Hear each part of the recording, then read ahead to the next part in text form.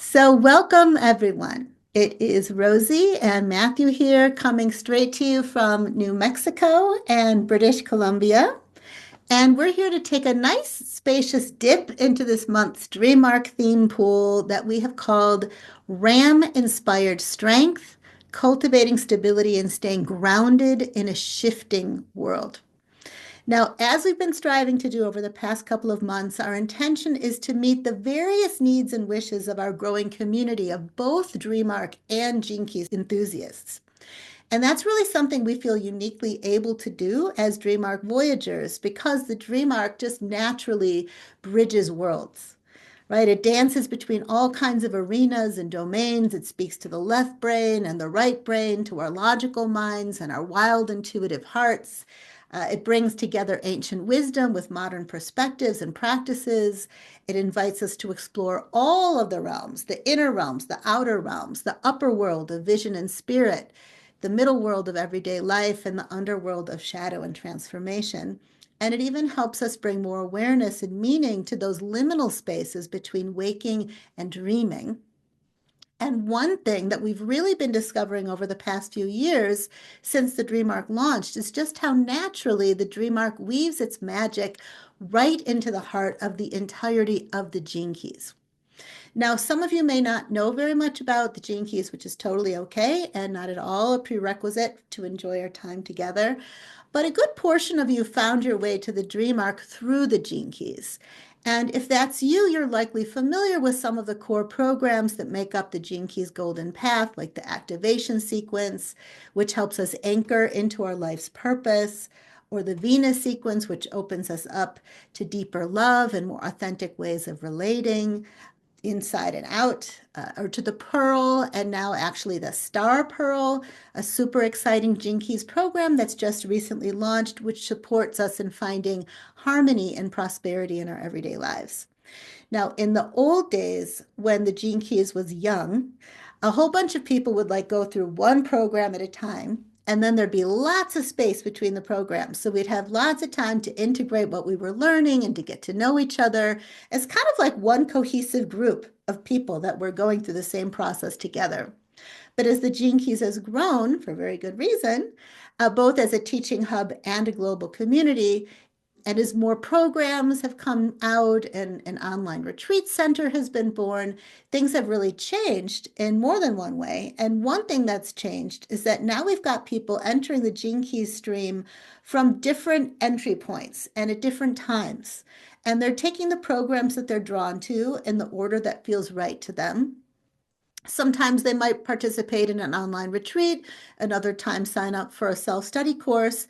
And because programs are available and retreats are kind of rolling out and overlapping at any given moment, many people are finding themselves participating in more than one part of the golden path or more than one aspect of the synthesis at the same time. And this can be so incredibly enriching, and it can also be very overwhelming, especially if we're experiencing the programs as distinct. It can feel like we're walking different and kind of like diverging paths simultaneously. But this is the thing. All courses or streams of the Gene Keys are woven with the same golden thread, right? They're just unique expressions of or doorways into or journeys through the same 64 archetypal frequencies that are rooted in the I Ching. And this is where the dream arc really shines because it's not a linear or a heady process, right? It's creative, it's intuitive, playful, flexible, it's alive.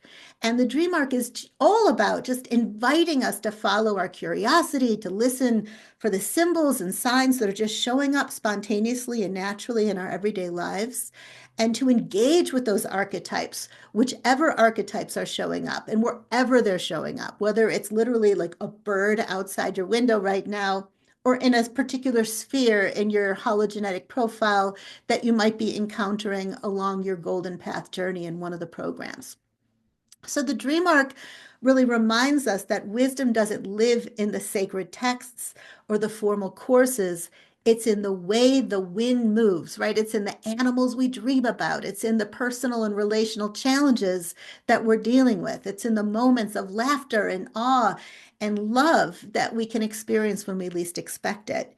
even when the world around us seems to be falling apart at the seams. And it also invites us to weave all of the pieces, all of our life experiences and all of our Gene Keys contemplations together through art and storytelling and animal wisdom and dreams. So, in other words, in ways that allow for paradox, right? For the unconscious to participate and for alchemy to happen. So while the Venus and the activation and the Pearl sequences, for example, offer us these incredibly deep and enlightening and specific pathways of healing and empowerment, the dream arc has this potential to act like that golden bridge between all of them. And it actually can train us how to intuitively connect the dots and how to learn to uncover a deeper wholeness that's been there all along. The dream arc, it's here to bring color and imagination and soul into the learning journey. And most importantly, it reminds us that transformation can be fun and it can be surprising and deeply creative. So it's because of all of this that Matthew and I have been offering for the past couple of months Dream Arc teachings or sharings that can serve Dream Arc journeyers as well as anybody walking down one or more of the Gene Keys paths or sequences. And our intention is really to nourish, you could say, the neural network between the different programs and to help all of us, I know I'm talking for myself too, draw meaningful connections between everything that we're learning.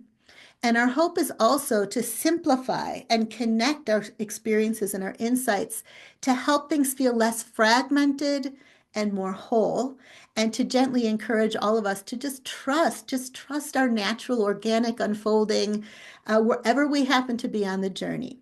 So, in case you missed our last two shares, we focused on applying the dream arc to two key aspects of the Venus or love sequence, specifically during our significant times of growing up, right? So we focused on the Venus sequence because there's been an online retreat, a Venus retreat happening, and it's still happening right now.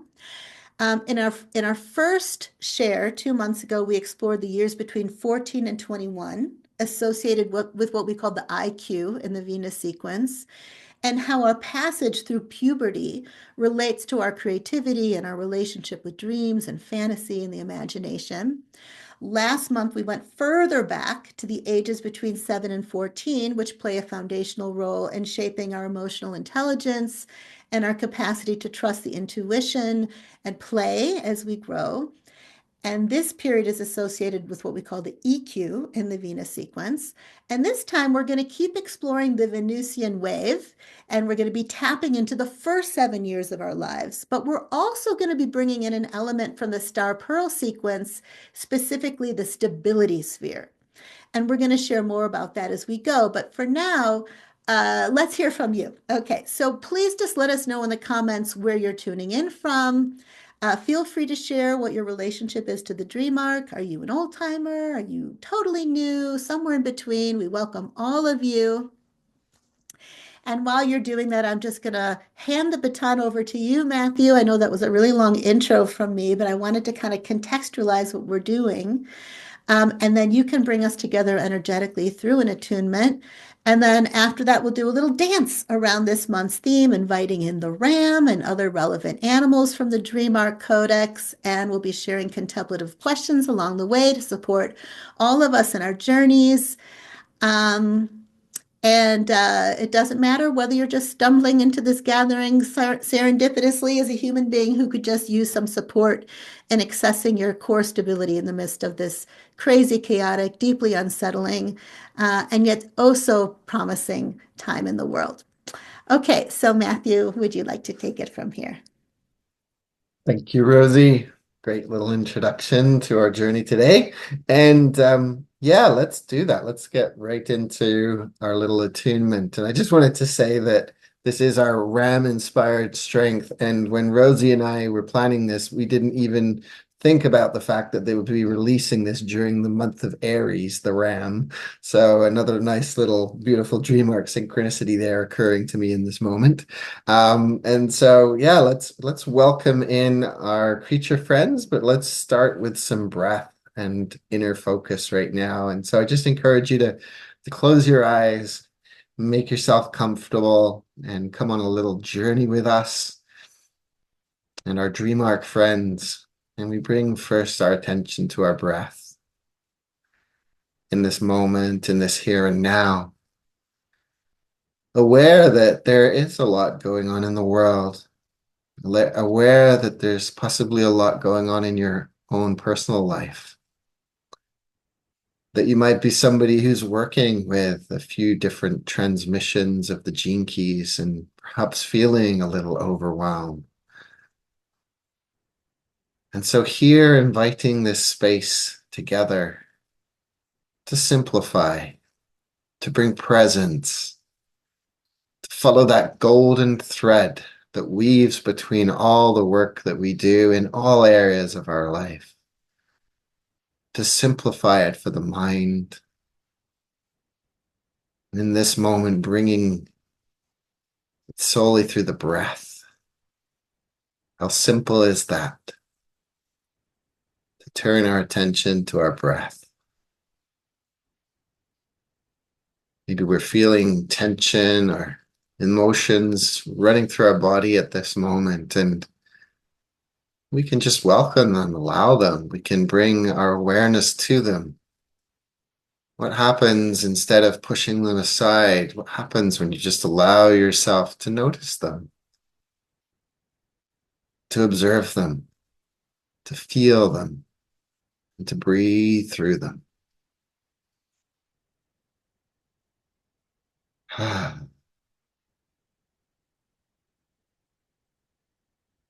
As we attune to these themes of early childhood, when life was probably quite different to what it is now, and you were probably quite different to who you are now. And at the same time, this part of us is still alive within us. And we're bringing our attention to this in this moment, in this time together. And as we weave in through that golden thread and connect to the theme of stability, we're remembering our rootedness. Perhaps you invite forward the Ram at this moment to be your guide, to support you in rooting you in this here and now. Or perhaps you've got another creature that you'd love to invite forward, one that is supporting you in your own personal journey with feeling rooted and grounded.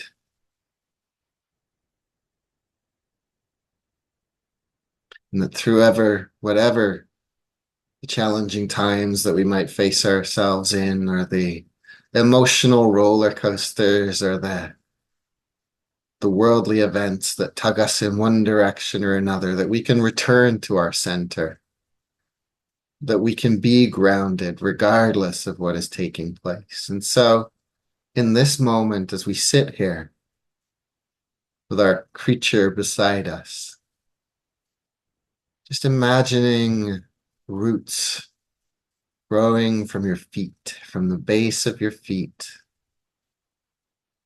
These roots, they move deep into the earth, winding through the rocks and the crevices, through the underground aquifers, deep, deep into the belly of the earth, that hot core, connecting us to Gaia, connecting us to that source of inner stability, that no matter what turbulence there is in the world around us, that we can find that inner center, that inner rooting. Just feel and sense those roots moving deeper into the earth, connecting you with all of life, like the great roots of the trees, the mycelial roots that run beneath the surface of the earth, connecting us all in this great network. That we're grounded in synergy, we're grounded together with one another.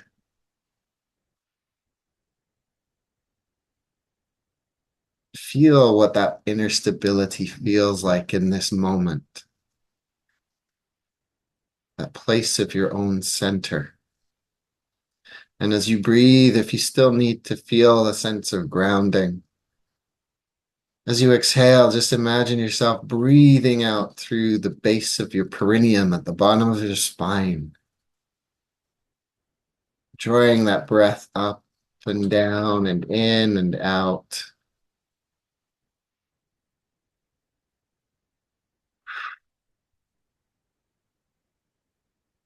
Feeling that sense of inner stability.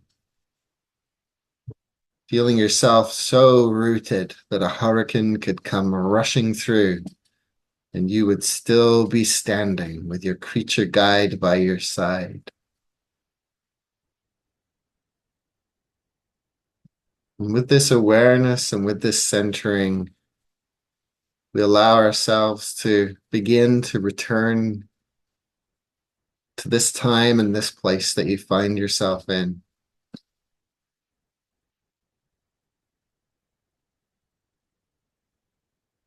Your creature guide perhaps wanders away for a moment or two.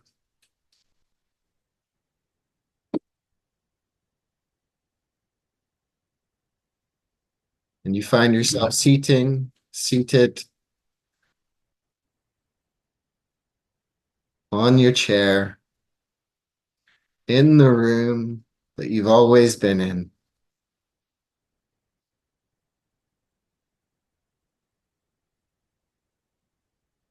And when you're ready and in your own time, when you feel rooted, when you feel centered, when you feel at least a semblance of an inner sense of stability, you can open your eyes and you can return to this time and this place with full awareness as we begin the next phase of our gathering today. Thank you so much, Matthew. Oh, that was really good. I don't know if other people felt that, but I really felt that and I needed that.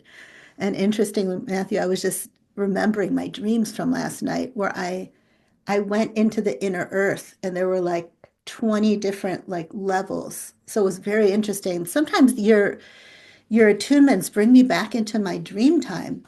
So thank you for that. And just, thank you for bringing us together and planting such rich and fertile seeds for our explorations. And I thought I might just offer up a question just for contemplation for anyone watching this video, whenever that is. And that is, if you had to choose one or two things that are happening right now, and either it's in the world around you or in your private or inner world that are really stressing you out or impacting your sense of inner stability, where that hurricane is actually getting you to wobble a little bit or a lot, as opposed to staying really steady as Matthew was guiding us to experience, what would that be? What would they be? And just if you want, you can share your first intuitive hit in the comments or just make a mental note for yourself so you can percolate on that during our time together and after. Awesome. So, as Matthew really helped us connect with, there's just so much happening in the world right now. There's so much turbulence, so much rapid, accelerating, extreme change. I often feel like I'm playing with one of those tennis machines, that just has gone completely off the rails and it's just shooting all these tennis balls at me in my direction at greater and greater speeds. And I'm just trying to swing at it. And I think there are many of us who have that experience right now. Just about every spiritual teacher, indigenous prophecy carrier, and even newscaster is saying the same thing, that we are living in a time of profound transformation. And most of us don't need anybody to tell us that, right? We're feeling it. And not just intellectually, we're feeling it viscerally. We're feeling it in our nervous systems, in our hearts, and whatever happens to be playing out in our lives. And it seems like we're all being confronted in just the most perfectly designed ways so that whatever our unique bundle of fears and wounds are, they're being poked and yanked and triggered in the perfect way to take us outside of our comfort zone. Now, of course, in the world, there's turbulence on nearly every level. We've got environmental disasters and climate uncertainty and political unrest and the erosion of truth and financial instability and anxiety around the future of work, to the impact of AI and surveillance and mental health crises and global inequities. It's a lot to hold. And it's really easy to feel like the pace of change is accelerating to a point where we can't even breathe or keep up with it. And that's just the outer world, right? Then there's what's happening on the inner planes. Maybe you've experienced a relationship ending or a health challenge or a job loss. Many people are experiencing that now. A move, a death, a birth, or maybe something less obvious but just as profound, like a shift in values, or a loss of direction, or maybe a longing for something or someone, and you can't even name it. So, even though these deeply personal transitions are unique to each of us, they're part of this larger wave of awakening and shedding and reorienting that very few humans can escape. And so Matthew and I really want to create a space today, not to solve all of the world's problems, but to just be with it together, with open, tender, patient hearts.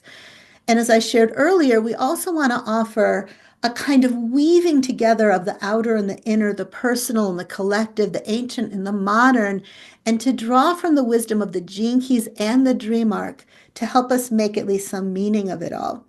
And one of the things I really love most about the Gene Keys and the Dream Arc is that they're not here to offer quick fixes, right? Instead, they invite us into a much deeper relationship with life. And like I mentioned earlier, along the Golden Path, we explore three main programs, right? There's the activation sequence, which grounds us in our purpose, the Venus sequence, which brings us into the heart of our relationships and emotional healing, and then the Pearl or the Star Pearl that guides us into prosperity through alignment and service. And each of these sequences touches on a different area of life, but they're not separate. They're not separate. They're part of one integrated whole or journey. So today we're going to explore two particular themes from these teachings that feel especially alive in this moment. The sacred wound from the Venus sequence and the theme of stability that Matthew really helped us get in touch with from the Star Pearl. Now, the sacred wound is something we all carry. It's not a mistake or something we need to fix. It's more like a healing portal. And it's a place where we ultimately, on behalf of our ancestors, have felt or maybe carried an experience of separation or heartbreak or longing. And it's also a place where we have the potential to reconnect with the spiritual heart of life. And when we can really meet this place, this child within, right, with compassion, we just naturally soften. When we can see and meet and embrace our inner child, that 0 to 7-year-old, as they are, wounds and all, we become reoriented towards love, even in the midst of pain. And then there's stability, which is such a powerful theme, right? Especially now, because what does it really mean to become stable in a world that is so unstable, or at least feels that way? Finding our stability, like Matthew so beautifully helped us to experience, is it's not about being rigid or resistant to change, right? It's about staying rooted in our essence, even when we're being pushed and pulled and a hurricane is coming by, in a million directions. It's about finding something unshakable inside of us, something deeper, something that doesn't depend on or can't be moved or shaped by the outer circumstances of our lives. And this is where the SQ, or what Richard Rudd in the Venus sequence refers to as the spiritual quotient, comes in. This SQ connects us to the time in our early childhood when we experience our own version of love and innocence, as well as our own bundle of traumas and wounds. And the SQ invites us to return to a kind of Eden consciousness and to reconnect with the purity of our hearts and to learn to trust life again. And when we really give ourselves time and space to connect with those first years of our lives, even just to remember them and allow them to matter to us, even though they can seem so far away from our present moment, we actually start just naturally to teach ourselves to slow down and to listen and anchor ourselves in presence. And we start to see that stability is not something we're supposed to achieve, right? It's actually something that we're meant to remember. Now, as I'm listening to myself, I can kind of hear how abstract this can feel, which is why I love the dream arc so much, because it really invites us to learn through our senses, through story, through symbols, dreams, animal archetypes, and it speaks so easily and directly to our bodies and our hearts. So it's really not about memorizing concepts, it's about living them. So today, to help us integrate and ground everything that we're exploring, from the sacred wound to stability to what it means to be a whole human navigating an ever-changing world, we're going to invite in the Ram. And Matthew already planted some really important themes there and seeds there. And I'm not going to say too much about it myself because I would love to let the poetic writing of Richard communicate the ram's essence. But I do want to invite everyone to just receive the ram as a practical guide, as a being who can help illuminate the very themes that we're going to be looking at together: resilience, grace, rootedness, courage, and who can offer us insight into how we might meet our changing inner and outer worlds with more steadiness and strength and deepening trust. So, I'm going to read straight from the Dream Arc Animal Codex written by Richard about the ram. And while I do that, just feel free to settle in, take a breath, close your eyes if you want, and open your heart to what this noble creature has to share with us. And keep in mind that the ram belongs to the warriors category. It's called the life key of grounded guidance. And for you Gene Keys fans, it's connected to the seventh Gene Key, and its two trio partners in the Dream Arc are the kiwi bird and the caterpillar. And you know what I'm thinking, Matthew? What if I read the guidance and you can read the meaning? How does that sound? I am the Ram. One of the oldest gods am I. Ancient beyond your imagining am I. Before your universe was even created, I came from a time before time. Invoke my power and you will be blessed 1,000-fold. I will bring you roots. I will teach you how to grow roots. If I come now to you, it's because you need my roots. Whatever endeavors and challenges you're undergoing, know that your true roots are in the timeless, in the eternal. Power emerges from the infinite void, from the light of dark virtue. Therefore, cultivate stillness and silence. I am the eternal warrior of light. Pay attention to your roots. Bring greater health to your physical body. Cleanse and flush the toxins from your vehicle. Fast for some days. Go outdoors and get your hands in the soil. Connect with the ancestral spirit of the earth. Be among the animals and birds and insects. Attend to your finances. Come back into your center. Close off from the problems of the outer world.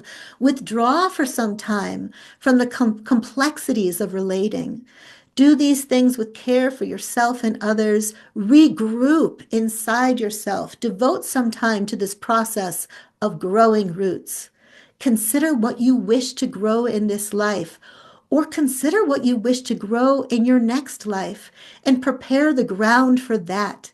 How few, how very few can think like this beyond the confines of a single lifetime.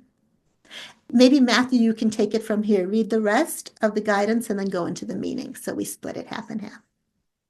Sure, that sounds fair. To lead others, one must be deeply prepared. One does not go out seeking attention. One does not waste energy in endless talking. One deepens into the silence of the sacred, and then one waits. When the time is right, the call emerges.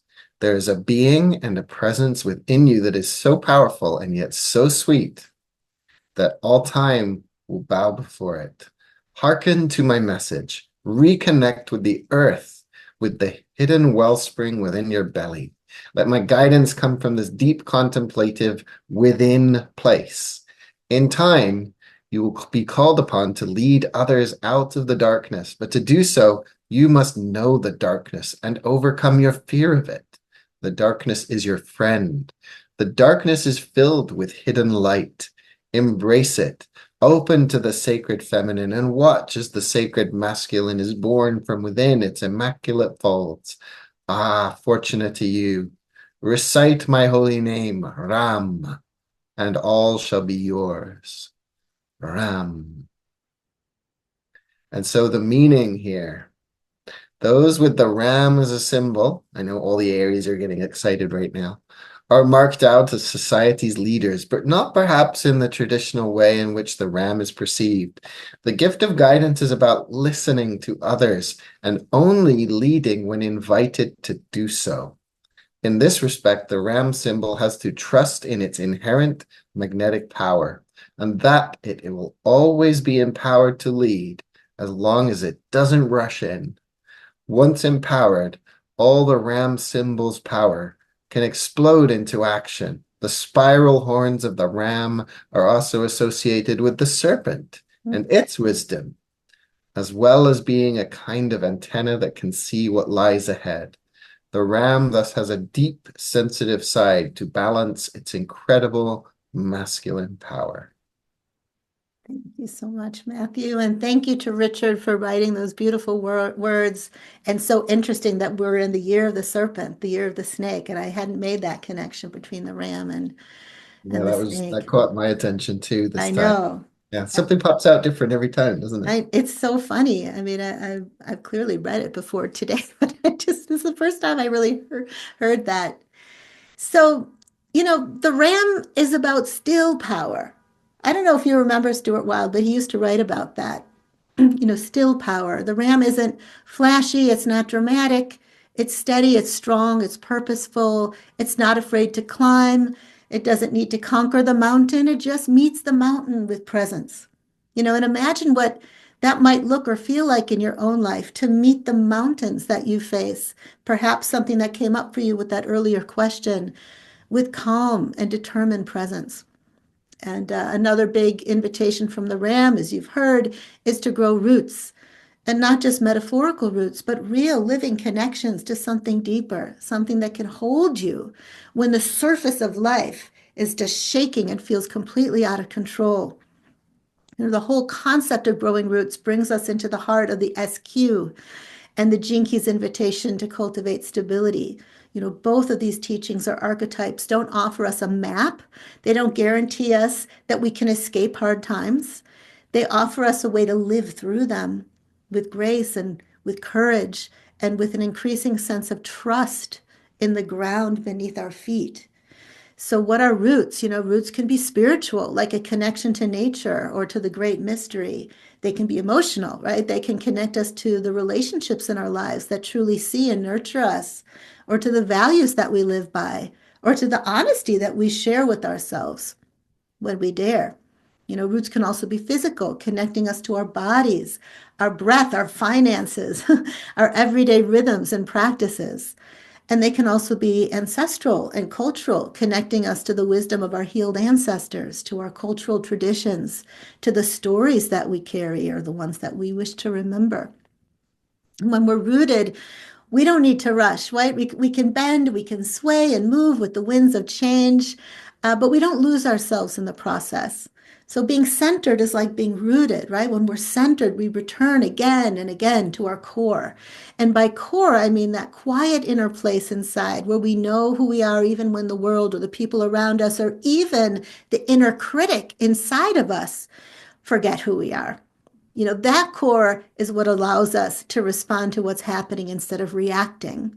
When we're in touch with it, we can really hold space for others too without abandoning ourselves. And this is something that I am really feeling called to practice and experience, to find ways to stay home inside myself, even when nothing is certain, not in my personal life, not even in my work life.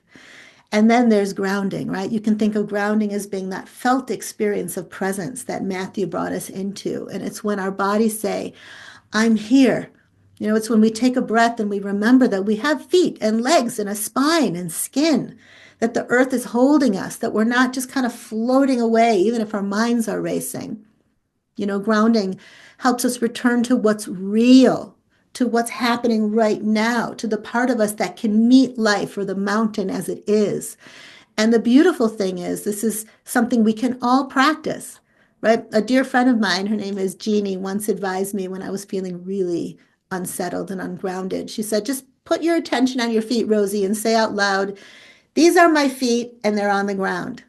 And it was so crazily helpful. Like, try it now if you want to. It was really amazing.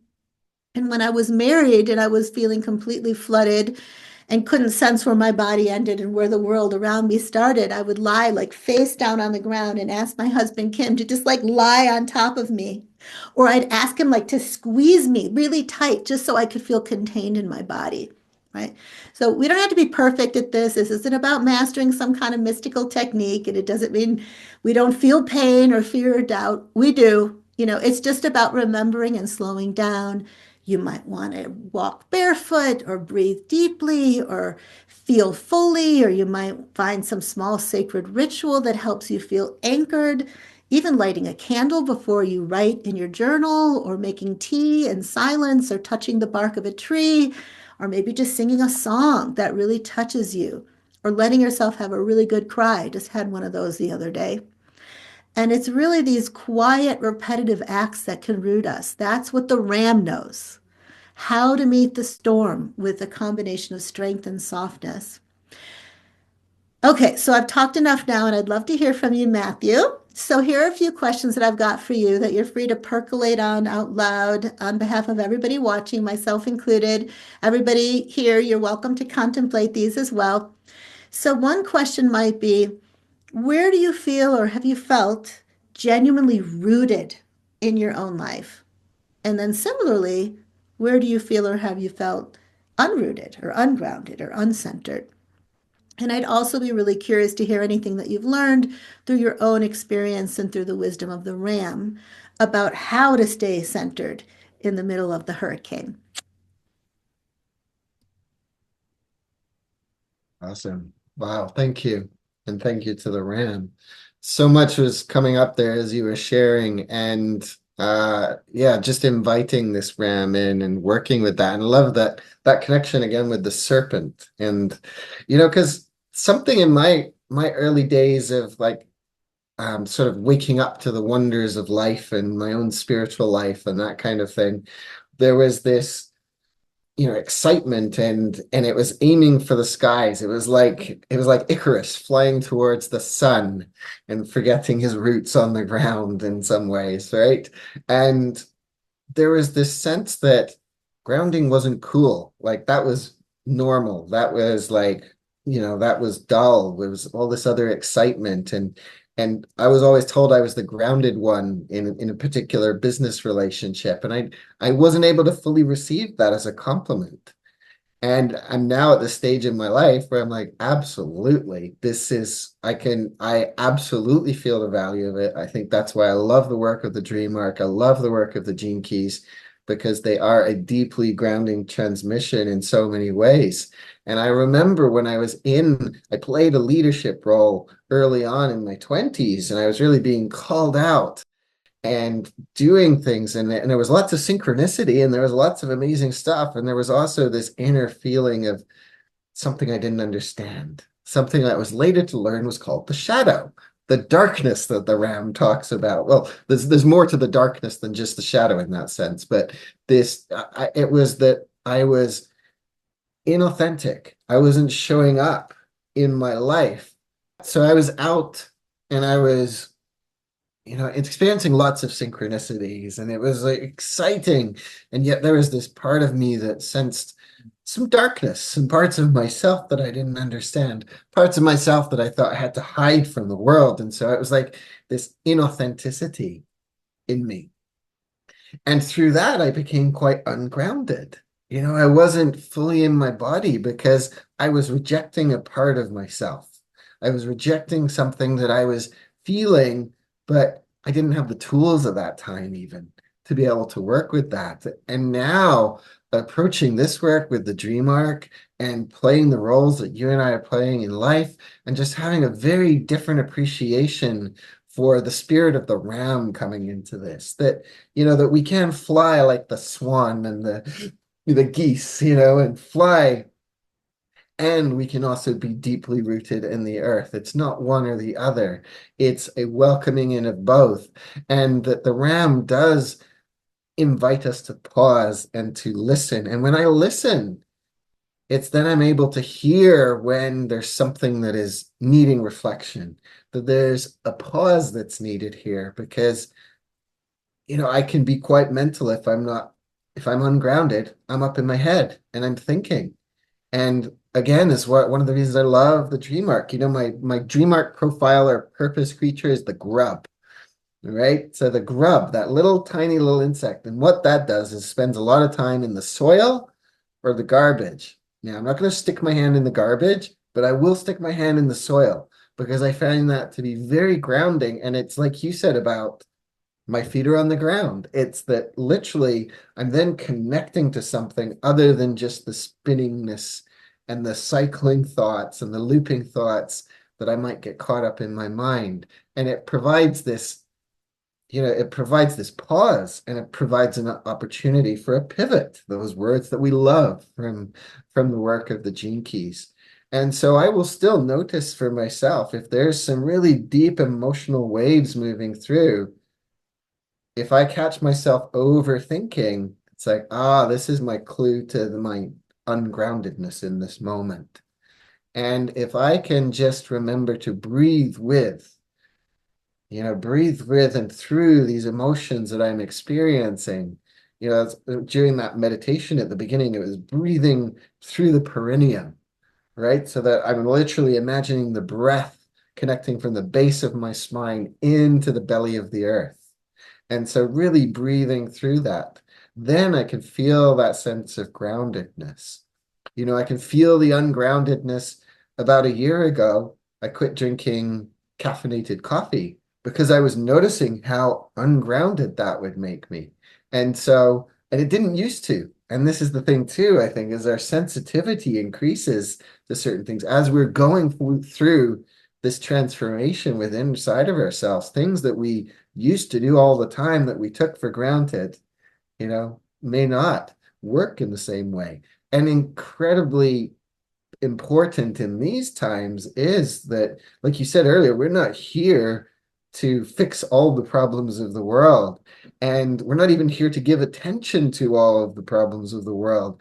There are pieces that we can give attention to in our life in our own unique way, and we'll be called into them through life. But to notice what I'm feeling, when there's something that's going on that's affecting many people in my community, and to be an anchor in myself before I engage. Because if I am me, then I'm not going to get lost in the ocean of what's going on in the world and the turbulence. But if I forget who I am and step out into that, then I can become part of this unconscious stream that moves through all of life, really. And so I feel the Ram is a very powerful ally in this way. And it's interesting too that as Aries, the Ram, which is actually an air sign, it's kind of got a different it's like its horns, they move through the air, they connect, it's like they're downloading stuff from the air through those spiral horns, but it's the rooting, it's the grounding into the earth. But many of these life key creatures that we work with in the dream arc, I'm going to share a little bit more after, not right now, but after, about how I've been working with pig and horse, especially right now, as they relate to these spheres, the SQ and the stability sphere. But just in terms of the Ram, yeah, like just noticing even in the last few weeks when things might have pulled me off center, and just being able to really ground and being that presence. And I have to give myself a pat on the back when I see the ways in which I can hold myself in situations that just used to wash me away, because I didn't have that same sense of awareness of who I was, because I was too busy people pleasing or trying to fit other people's ideas of what I should be doing or shouldn't be doing, da da da da. And now it's like more of that awareness of, okay, I am the mountain. I am the mountain, regardless of what storms are passing through.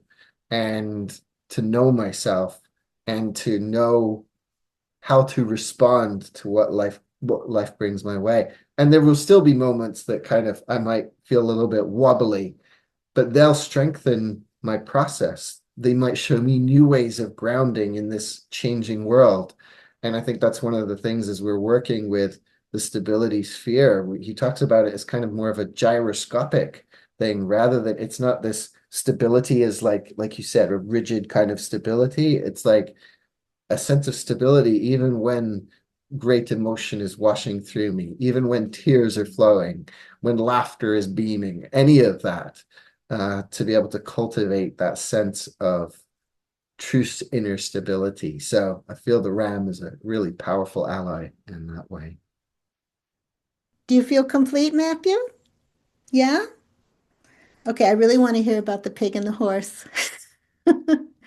And thank you. Also, really want to thank you for showing us how all of this stability, the SQ, the wisdom of the Ram, and how embracing our shadow and flying like the Icarus and then returning to the ground and catching ourselves when we're in overthinking mode and taking a pause and a breath and becoming the mountain. That was such a beautiful image for me, can really bring us into relationship with something slower, deeper, and more spacious.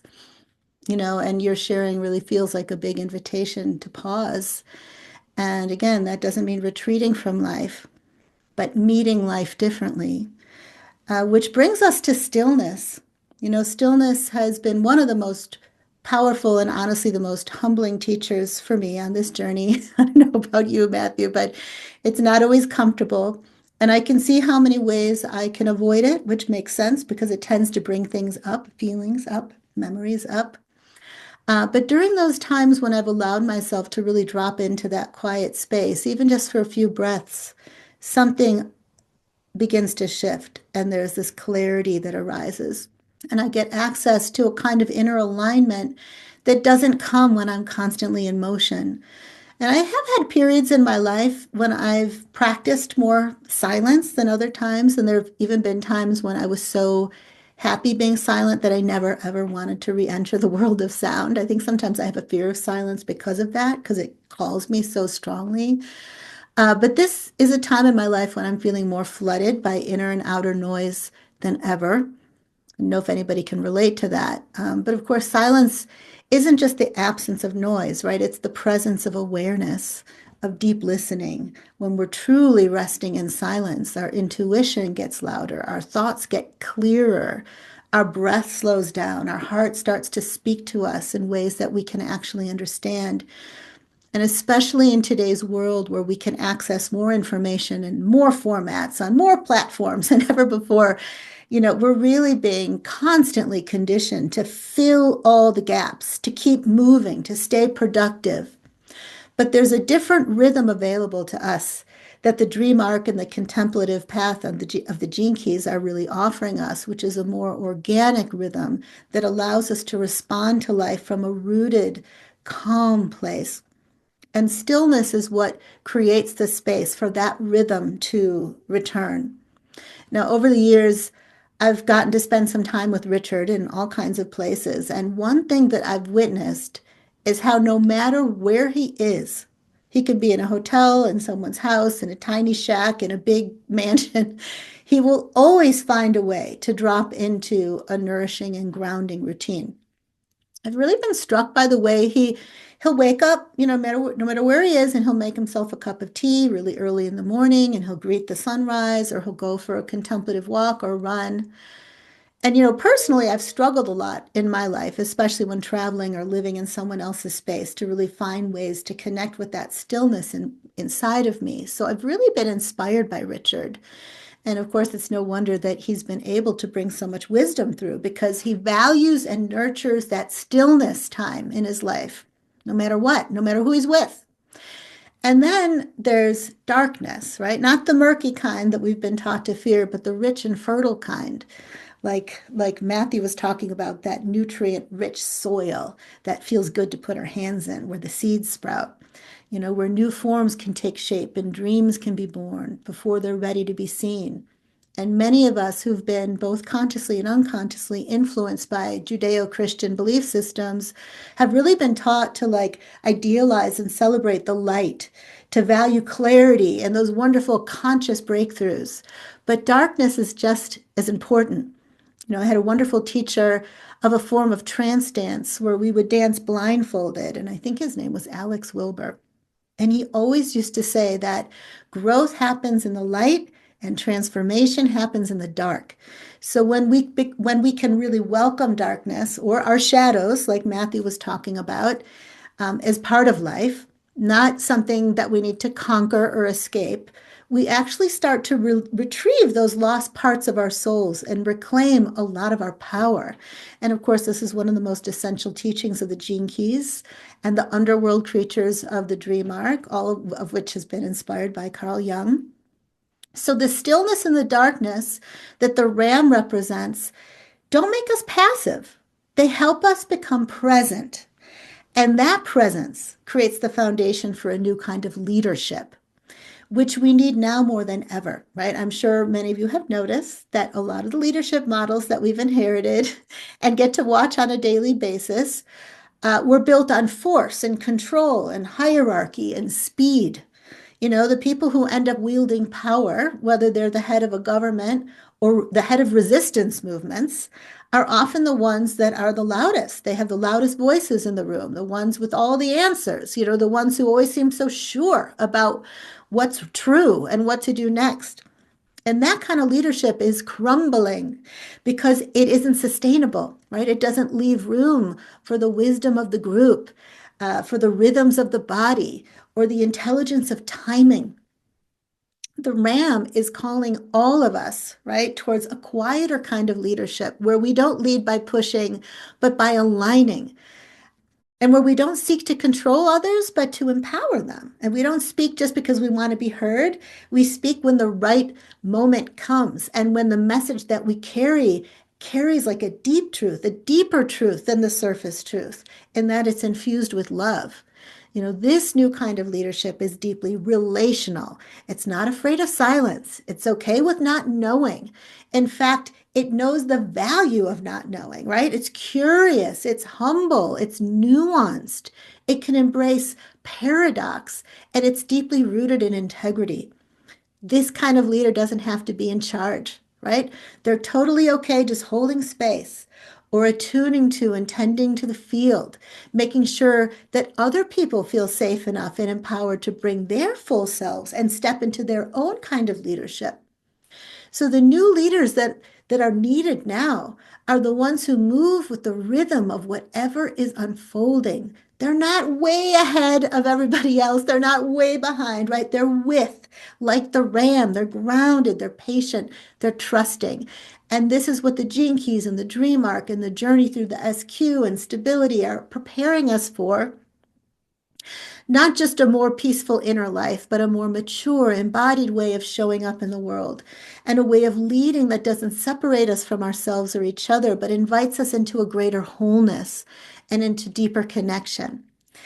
So, Matthew, that was again a lot for me. So I would love to hear more from you. And maybe there's something you want to pick up from before in relation to the animals you talked about.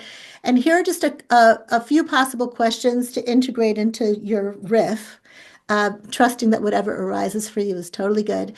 So, one question I have for you is, how have you come to understand leadership? Or that special connection between stability and the SQ, which have a very special relationship inside of the star pearl. And I'd also be curious in hearing whether you've considered the Ram's invitation to think about what you'd like to grow, not just in this life, but in your next life. I think that's so interesting, and how you might be preparing for that, how you'd be like tilling the soil for that change. So that's it from me. Hmm. I love that. I love this conversation about leadership too. It really, I think partly because of some of the keys I end up contemplating in my gene keys and some of the animals and some of my roles in life, I've ended up spending a lot of time looking at this theme of leadership. And as I work with the stability sphere and the Venus sequence and the SQ of the Venus sequence right now, it's it's taken me down this right brain journey when I brought in the dream arc. And as people might know, with every gene key, there's three creatures. There's the middle world, sorry, lower world, middle world, and upper world. And so I kind of had them out in front of me, the three creatures of each of my spheres. So I'm working with the 49th gene key, which has themes of revolution, right? Something you were just talking to there. And the three creatures associated that with are that a butterfly, horse, and penguin. And then the other sphere that I'm looking at, which is a sense of stability for me, related to a sense of stability, is the 29th gene key for me. And the three creatures of the 29th gene key related to the themes of commitment and devotion and fear of commitment are the python, the pig, and the cockatoo. And as I looked with them, it's like, okay, is there somewhere that can weave these two together for me? Is there a golden thread? And straight away it took me to, well, the horse and the pig kind of, you find them on farms together, right? And then this leads me in my crazy mind into Animal Farm and the story by George Orwell, who many people know for 1984. Well, this was something more, can't say he designed it for kids, but there was animals in there. And I do remember reading this as it was a school reading project when we were studying English in my teenage years. And I haven't really read it since then, but it ties into so much of this theme of leadership. And it also happens to have a pig and it happens to have a horse. And so I chose to kind of trust my intuition and just see, okay, is this leading me somewhere here? And so I kind of leapt into Animal Farm after all these years and was just like, what was in there? Because I remember that well from that time. Something lodged into my teenage brain at that time. And I definitely didn't read it between the age of 0 to 7. I think it was a little above my, awareness at that time. But it was this it's the story about a farm, and there's humans in there, and humans are kind of like the ones that are being overtaken. Like there was similarities and comparisons to the story of the Bolshevik Revolution of 1917. So the pigs represent Lenin and Trotsky and Stalin, and those that are overtaking the human who is representing Tsar Nicholas, right? And so here we have these pigs and they're these revolutionaries and they're here to bring about change. They don't want to live by the rules anymore in this way. And gradually what happens over time is we see them becoming corrupted, and they kind of take the message of the pig and flip it over. Right. So in a way, what I was seeing as I'm studying Animal Farm is like, well, this is the opposite of the messaging of the pigs even the horses in the dream arc. Because if I turn to the pig in the dream arc, just this few sentences, I feel it speaks to this being of service to others. And it was not what Napoleon the pig took as his approach in Animal Farm. And the pig encourages us in the dream arc to come and approach everyone as we were below them, not in a negative way, in a positive way, and being of service to others, right? And so it talks about here, it says, to be below is to be in a position of profound equanimity and therefore power. This new power does not live inside you, since you place yourself below it. The power can then move through you without corrupting you.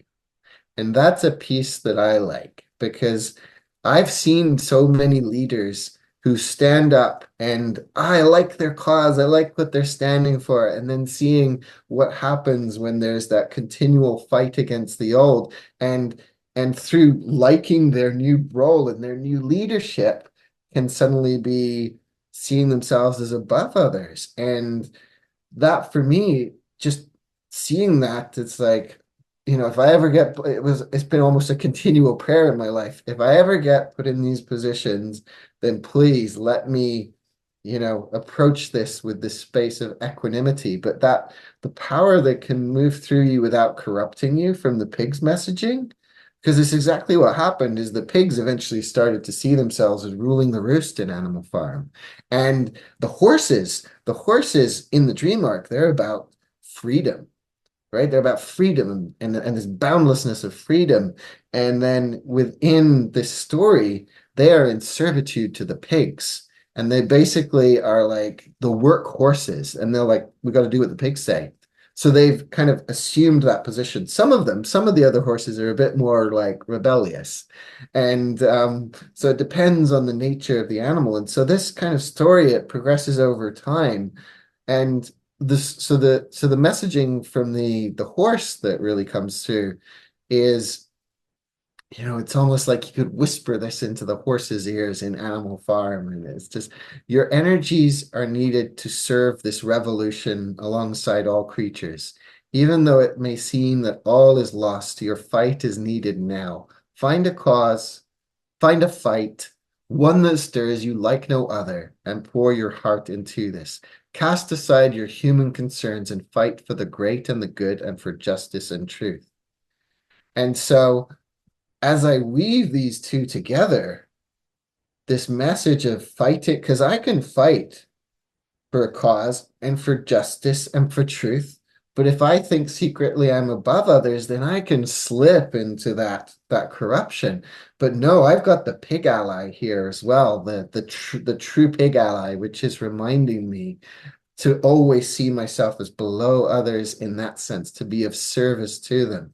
For me, it reminds me of the round table of the Arthurian legends. Didn't take me long to straddle off into myth when it comes to this, but I love the story of the round table because at a round table, all are equal.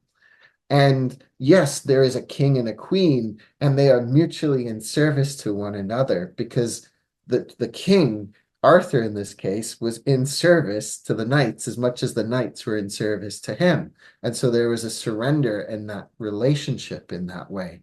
And to imagine the round table, I love that in the dream arc we have our life web, which to me is a round table. The life web, you've seen it, the circle, and we can place all of the 12 categories of the dream arc around it. That to me is our round table.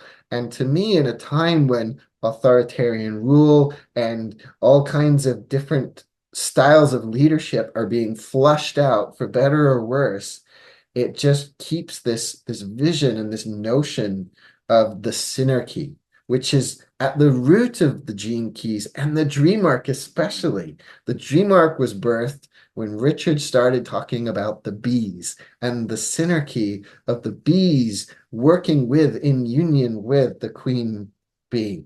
And so in this sense, it's like all of us working together as our uniquely individual selves as part of this collective whole, and to be leading in this way as the pig does, as the pig not from Animal Farm, but the pig does in the dream arc, as it so it's inviting that pig in. Even when I hark back to some of the stories of Merlin, there's a story of Merlin having a conversation with a pig because pigs were quite transformational in portal creatures in some of those ancient mythologies. And so I love pig in that way, and I'm thankful for pig. I mean, there is no other animal, probably maybe chickens or cows that have been sacrificed to the extent that they have been and that they continue to be. And so really seeing that modeled through this and not in such a way, that I need to lose any part of myself. That's not what it's talking about. Right. And so when I hear and see Animal Farm, I see, well, this is leadership gone astray. This is the worst of the revolution. This is the revolutionaries becoming reactionaries and then elites in themselves when that was the very thing they were looking to counter. And I feel that with the horse and the pig together as my guides in this, like they weave my SQ and my stability sphere together. And that's what I loved is and I encourage anybody is to find that thread. It's going to be your own golden thread, and it might come in a very crazy kind of creative moment where you hadn't made that connection. Like maybe I'll look in the future and suddenly a pig and a cockatoo will make sense, or the penguin and the cockatoo. I might look at the two of them together, but in this moment, it was straight through here because it was like this. It was trusting my intuition and my imagination were showing me some thread. And even at that point, I hadn't related it in terms of the RAM and its messaging, but here it is in terms of leadership.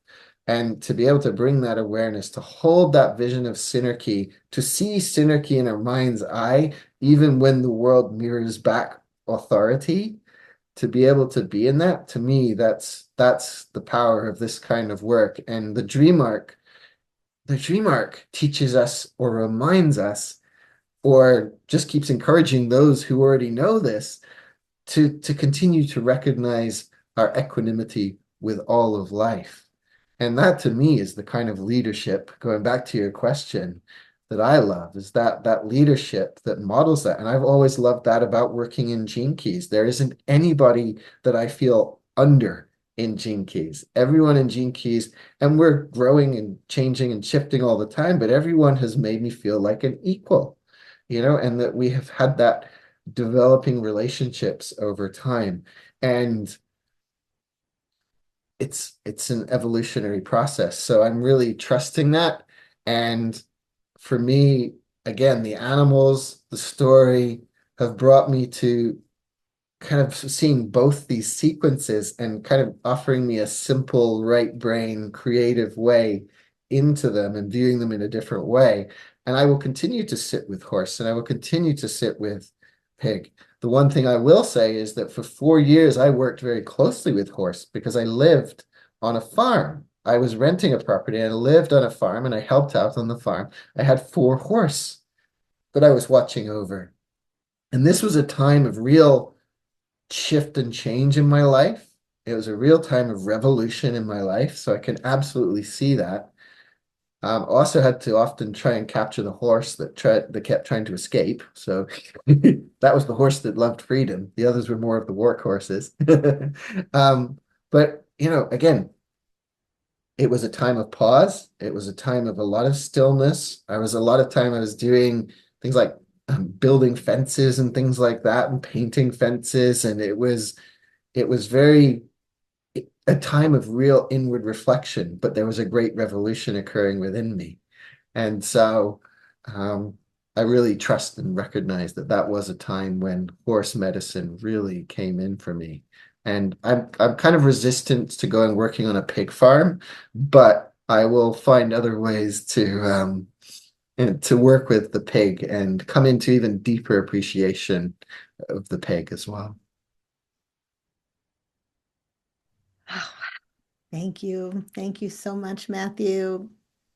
As always, I'm so inspired by what you've shared and this incredible weave you did between the horse and the pig and Orwell's Animal Farm and the Round Table and our cosmic life web and the Synarchy bees and Merlin.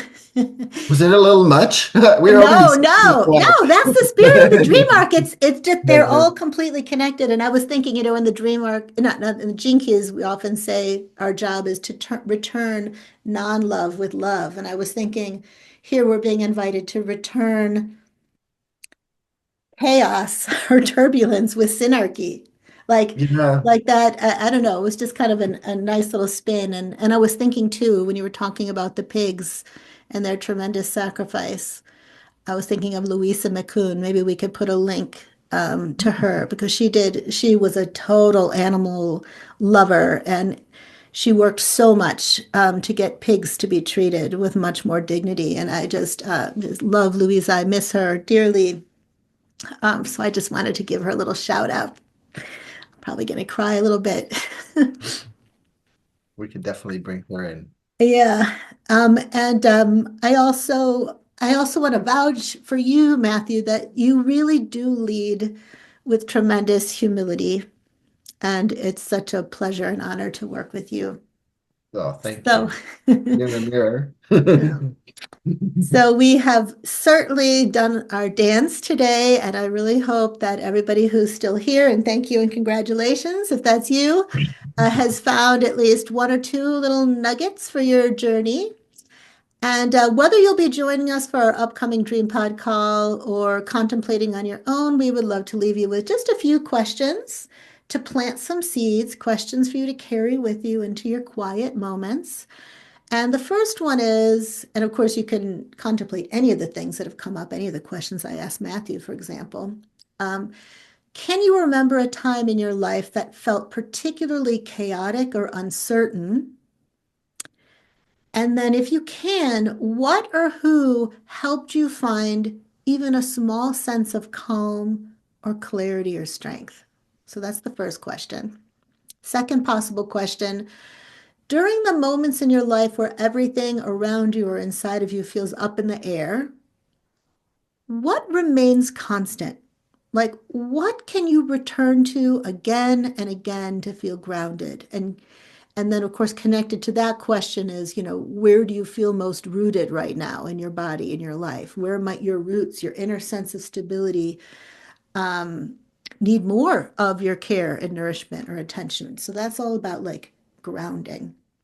And then the last question is actually like it's a three question. I just heard these the other day and I thought I would offer them to you. I thought they were really good, and I'm going to spend some time on these. They're very simple. What is mine to carry? What is mine to let go of? And what is mine to give? What is mine to carry? What is mine to let go of? And what is mine to give? Of course, there are no right answers, nothing to figure out. These are just gentle invitations to help you deepen your compassionate relationship with yourself and the ground beneath you. And that's all I've got, Matthew. Amazing. Thank you. And we'll make sure those questions are in the description below the video as well, so everybody can Right. see that. And yeah, thank you for leading and guiding this call, Rosie, along with the Ram there. It has been inviting us to really dig deep, I Mm. think. And I feel very rooted. I feel like the conversation and just the contemplations that we've had here and the animals that we've guided in or invited in or that came in, whether we invited them or not, have all been really, really supporting in that. And that would be my hope is that we can take that away. As it wasn't until just then when you were asking the question, it suddenly reminded myself that just over the last 3 weeks, we've had two earthquakes here that have shook things up. And after the first one that hit, I felt pretty shook and ungrounded. Mm. And it took me a little bit of time to re-ground a little bit.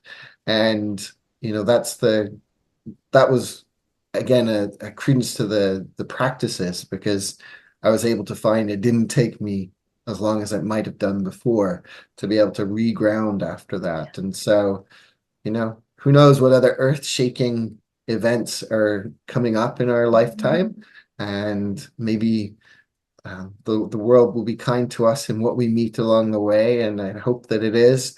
And at the Mm. same time, I think for these times of uncertainty, being able to have some of these guides to work with and to find that inner rooting is really important. And as this focus on leadership as well, I think it's an important question that's going to come more and more to Mm. the fore of our minds as we recognize that we are the leaders that we've been waiting for, and that I, for one, will be riding my pig into the foray. And thank you, yeah, thank you everybody for joining us for this conversation today. Our aim is to help weave that golden thread, or the one you're weaving yourself anyway, between these, to maybe support you in those moments of overwhelm and find the simpler way throughs. And it could be through a story and some animals. It could be an experience with an animal. And if you don't know which animal it is, just patiently waiting, something will show up and it will reveal itself to you. And, as well, throughout all of this, we continue to offer the different ways that the Dream Arc can support you in our different meetup spaces. We have two clubhouse calls coming up in the month of April. I believe it's the 4th and the 21st. So that will be a space for you to come and share and reflect with others, and themes of stability will be up in the field, I am sure. We've also been tapping into this theme of the warriors, one of the Mhm. quests that we head out on in the Dream Arc, and the category of creatures that we meet. And these warriors have been working deeply with me as I've been inviting them in, and I know Rosie has as well too. And we still have our Gazelle newsletter out, which is focused on these warriors, and you might just find some invitations in there. If you're somebody who is not familiar or is new to the Dream Arc, you can go and meet a warrior guide in the Gazelle newsletter. And so we've got a link for that below in the description. And you begin to invite that warrior in, you never know what will happen. And to those of you that are in the Dream Arc course and in our community, it's always lovely to see you. And we have our Dream Pod calls once per month. The call coming up in April 2025 you'll receive a newsletter about that as well. And other than that, I think those are the main announcements that we wanted to make at this time. And just yeah, allow these creatures to support you in in those times when you need a little support with grounding. When you're feeling overwhelmed, call in who can support me in my grounding right now? Who can support me in this here and now? So those are all the final thoughts I have and shares, and I feel complete. Wonderful, Matthew. Just also a little invitation to check out our Instagram and YouTube channels because especially like if you're just seeing this one for the first time, we've done other ones. Matthew and I just gave a couple of talks or explorations on the warriors on Instagram and we put it on YouTube. So check those out if you're kind of curious and you want to backtrack and learn a little bit more. We're Yeah, putting some stuff out there just from our hearts. yeah. So You'll thank see you, the Matthew. links in the Yeah. description as well for our Instagram channels, and yeah, follow us wherever you can. You never know when we might pop up and surprise you. Yeah. Thank you, Rosie. Beautiful Thank call. you. Thank Thank you, you for Matthew. sharing your heart and holding the space for the dream arc always. Thank you. And let's what was it you said? I like instead of returning non-love with love, we're returning authoritarianism with With sin. Synarchy. There we go. Yeah. That's our dream Yeah. arc. So Yeah. all right. Thank you, Thank everybody. you. Bye, everybody. Bye-bye.